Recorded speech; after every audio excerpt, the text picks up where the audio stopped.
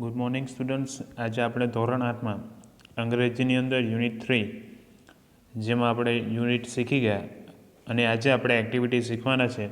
તો આજે આપણે એની એક્ટિવિટી 6B, 6C અને 6D અને 6E વિશે આપણે શીખીશું. તો સૌપ્રથમ તમને લેસન જે છે એ કેવી રીતે કરવાનું છે તેની સૂચના આપી દઉં.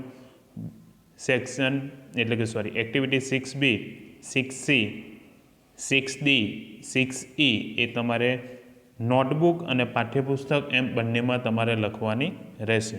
તો દરેક વિદ્યાર્થીને સૂચનામાં સમજ પડી ગઈ હશે. ચાલો તો હવે આપણે એક્ટિવિટી શીખીએ. Activity 6B, mark true or false for this sentence. Use T for true and F for false. જો આપણે નીચેના ખરા ખોટા શીખવાના છે. એની અંદર સાચું હોય એટલે કે ટ્રુ હોય તો ત્યાં ટી લખવાનો છે અને જ્યાં ફોલ્સ એટલે કે ખોટું હોય ત્યાં આપણે એફ લખવાનો છે. ચાલો તો પહેલું સેન્ટેન્સ જોઈએ. Amit lives in Assam. અમિત આસામમાં રહેતો હતો. તો એ ગુજરાતમાં રહેતો હતો ને એટલા માટે જે છે કે અહીં શું આવશે? ફોલ્સ. એટલે કે આપણે શું લખવાનું રહેશે? એફ. ત્યારબાદ second, Bhupen and Amit are friends. તો આ વાક્ય કેવું છે? એ સાચું છે, કારણ કે બંને શું છે? મિત્રો છે. એટલા માટે અહીંયા આવશે true. Third, Gir forest is the famous for Lions. કે ગીરનું જંગલ એ સિંહો માટે પ્રખ્યાત છે. આ વાક્ય પણ કેવું છે? સાચું છે. એટલા માટે અહીંયા શું આવશે? ટી એટલે કે true. Number 4, Assam lies in the north east of India. તો આ વાક્ય પણ કેવું છે? તો આપણે જોઈએ છે કે આ વાક્ય પણ એ સાચું છે. ત્યારબાદ Amit and Bhupen were walking along the Brahmaputra river. Amit અને ભૂપેન જેઓ બ્રહ્મપુત્ર નદી તરફ ચાલવા ગયા હતા. તો આ વાક્ય પણ કેવું છે? એ સાચું છે. એટલે પહેલા વાક્યને છોડીને બાકીના બધા જ વાક્યો એ કેવા છે? સાચા છે. ત્યારબાદ activity 6C, write who said and who listen. કોણ બોલે છે અને કોણ કહે છે તે આપણે અહીં લખવાનું છે. Why are all the trees so tall. તો આ કોણ કહે છે? તો આ વાક્ય અમિત કહે છે અને કોણ સાંભળે છે? તો ભૂપેન સાંભળે છે. કે આ why are all the trees so tall, કે એનો અર્થ થાય છે કે શા માટે આ વૃક્ષો આટલા ઊંચા છે. એના પછીનું બીજું વાક્ય, he is going to attack us. તો આ વાક્ય કોણ કહે છે? તો ભૂપેન કહે છે અને સાંભળે કોણ છે? અમિત. એટલે તે આપણા ઉપર હુમલો કરશે. ત્યારબાદ ત્રીજું વાક્ય, will we C any elephants. શું અમે અહીં હાથીઓને જોઈશું? એવું કોણ કહે છે? તો એ અમિત કહે છે અને સાંભળે કોણ છે? તો એ ભૂપેન સાંભળે છે. ચોથું વાક્ય, ઇટ ઇઝ એન એલિફન્ટ. તે હાથી છે. એવું વાક્ય કોણ બોલે છે? તો એ ભૂપેન બોલે છે અને સાંભળે કોણ છે? તો એ અમિત સાંભળે છે. ચાલો હવે activity D, tick the correct option. કે અહીં આપણને ઓપ્શન આપેલા છે અને એ ઓપ્શનમાંથી સાચા ઓપ્શનમાં આપણે માર્ક કરવાનું છે. એટલે કે ખરાની નિશાની કરવાની છે. સૌપ્રથમ જોઈએ, Assam has a lot of trees because it has. તો અહીંયા આપણને સૌપ્રથમ ઓપ્શન આપ્યું છે a lot of rain and many animals.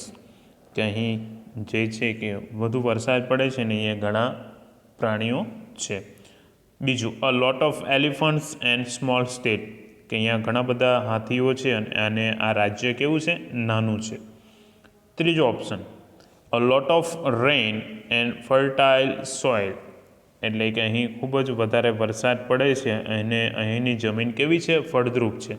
તો આની અંદરથી સાચો જવાબ કયો આવશે? તો આનો સાચો જવાબ આપણને જે છે એ કયો આવશે? છેલ્લો, a lot of rain and fertile soil. ચાલો ત્યારબાદ બીજું વાક્યને આપણે જોઈશું. તો બીજા વાક્યની અંદર the cry of elephant is called, કે જ્યારે પણ હાથી જ્યારે પોતે બૂમ પાડે છે ત્યારે એને શું કહેવાય છે, તો કેવી રીતે બૂમ પાડે છે, તો એ શબ્દ શું છે, તો અહીં આપણને ઓપ્શન આપ્યો છે બો બો, બીજું છે ટ્રમ્પેટ, અને ત્રીજું પણ ટ્રમ્પેટ, પણ એ જે છે એની સ્પેલિંગ શું છે, ખોટી છે. ટ્રમ્પેટ એટલે અવાજ કાઢવો. તો અહીં સાચો જવાબ આવશે એ બીજો, જે આપણને સ્પેલિંગ આપેલ છે અહીં TRUMPET, એટલે અહીં આપણને બીજું વાક્ય કેવું છે, સાચું છે. ચાલો હવે આપણે ત્રીજા વાક્ય તરફ જઈએ.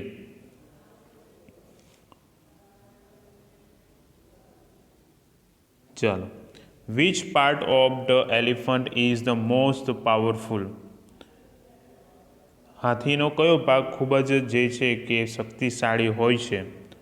તો અહીં આપણને અહીં આપેલું છે ટ્રંક, ટંગ ઓર નોઝ. તો આમાંથી જવાબ શું આવશે સાચો?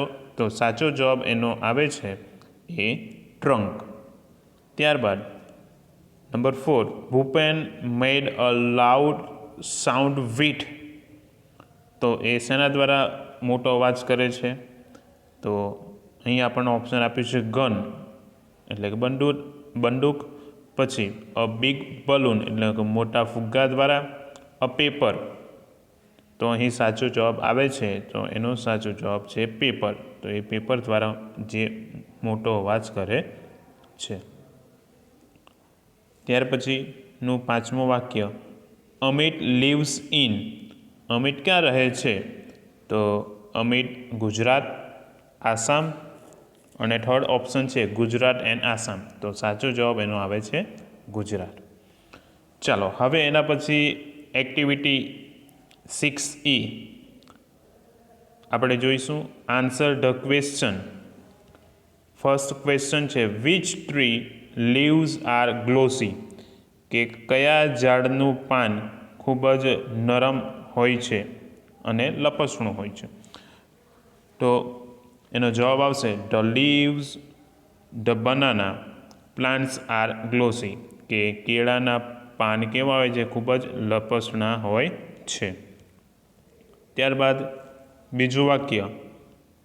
બીજો question, what did Bhupen tell about Assam. અહીં આપણને જે છે કે થોડીક સ્પેલિંગ મિસ્ટેક છે, તો અહીંયા તમારે સુધારવાનું રહેશે. તો અહીં આ જે છે ઓપન લખ્યું છે એની જગ્યાએ શું આવશે? અહીંયા ભૂપેન આવશે, અને ત્યારબાદ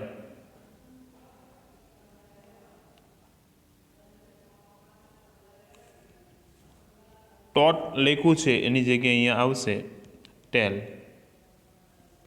અને અબાઉટ એ ઓકે છે, અને ત્યારબાદ જે અહીં લખ્યું છે એની જગ્યાએ અહીં આવશે આસામ.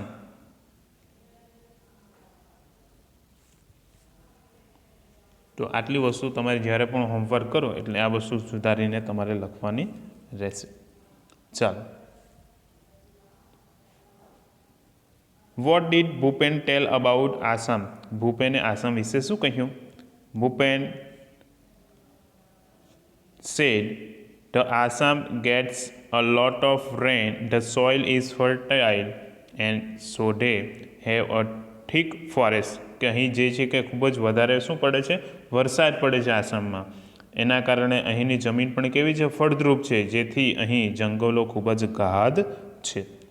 ત્યારબાદ અમિત વોઝ એક્સાઇટેડ બિકોઝ. આપણે જે છે તો આ વાક્યને શું કરવાનું છે? પૂર્ણ કરવાનું છે. તો એ ખૂબ જ ઉત્તેજિત શા માટે છે? તો કારણ કે, બિકોઝ એટલે કે કારણ કે.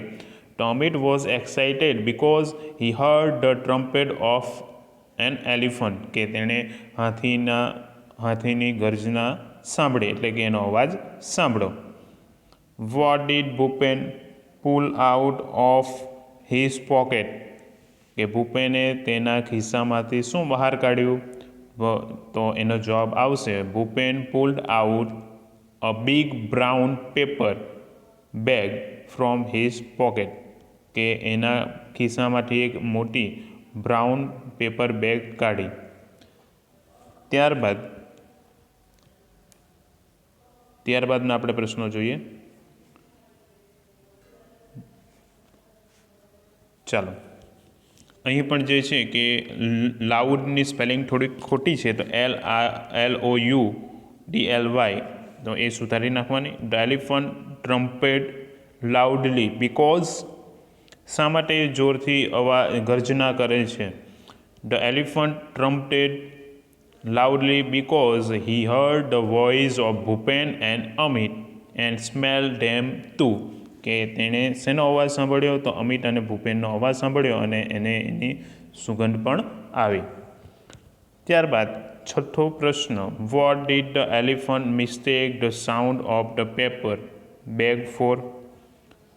તો હાથીએ અવાજ સાંભળવામાં શું ભૂલ કરી? તો the elephant mistook the sound the paper bag for a gun.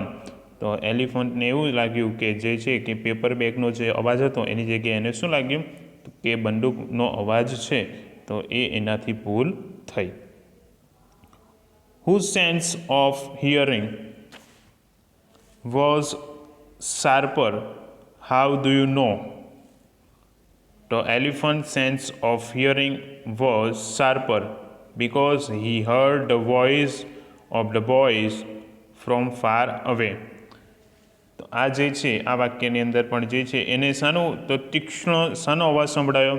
કે એનાથી દૂર જે છે કે કેટલાક છોકરાઓ છે, તો એનો અવાજ એને સંભળાયો. ત્યારબાદ which part of India is Assam in? તો આસામ ભારતમાં કઈ બાજુએ આવેલું છે, કયા ભાગમાં? Assam is in north India.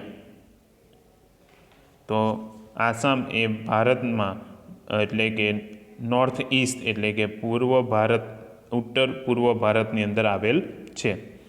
List out 7 things related to forest.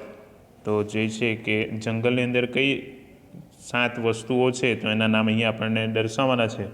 Reverse, trees, buzzes, creeper, animals, birds, insect.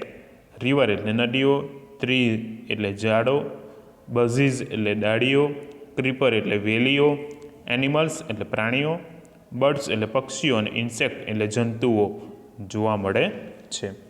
તો આજે આપણે જે છે કે આની અંદર આપણે 3 એક્ટિવિટી શીખ્યા. હવે પછી આવતીકાલે આપણે એક્ટિવિટી 7A, એક્ટિવિટી 7B અને એક્ટિવિટી 8 આપણે શીખીશું. અસ્તુ, જય હિન્દ.